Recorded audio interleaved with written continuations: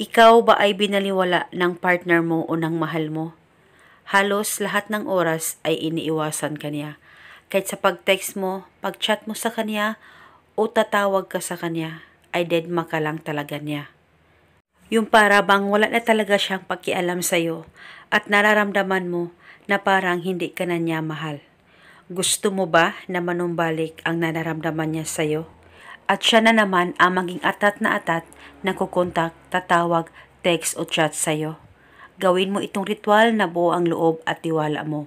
At dapat gawin itong ritual na hindi ka nagdududa o nagdadalawang isip. At gawin ito na ikaw lamang mag-isa at dapat walang nakakaalam sa mga ritual na ginagawa mo. Ito'y napakasimple at napaka-epektibong ritual. Una, ang gagawin mo lamang. Kumuha ka ng isang buo ng dahon ng laurel. Kahit hindi po masyadong buo, kahit may konting punit ay pwede lang gamitin. At kumuha ka lamang ng kahit na anong kulay na panulat.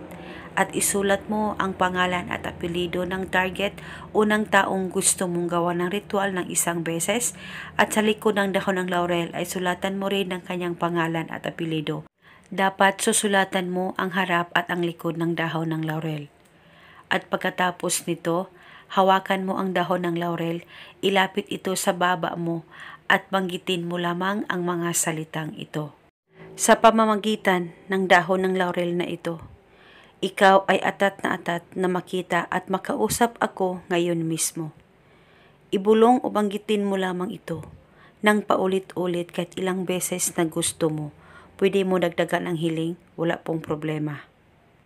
At pagkatapos ay ilagay mo lamang itong dahon ng laurel sa likod ng case ng cellphone mo.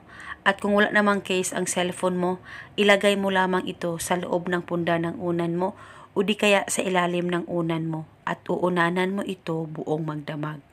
At kinabukasan, kunin mo itong dahon ng laurel at dalhin mo ito kahit saan ka man magpunta. At kung sa tingin mo na safe ito sa unan mo, ay pwedeng hindi mo na ito kunin sa unan mo at uunanan mo ito sa tuwing ikaw ay matutulog. At hindi na po kailangan itong bulungan araw-araw, basta itago mo lang ito o ilagay sa unan mo. At paniguradong siya ay atat na makausap at makita ka ngayon mismo. At ito muna sa ngayon, at kung kayo ay may katanungan, mag-comment lang po kayo sa baba. At maraming salamat po sa panonood. May God bless us all.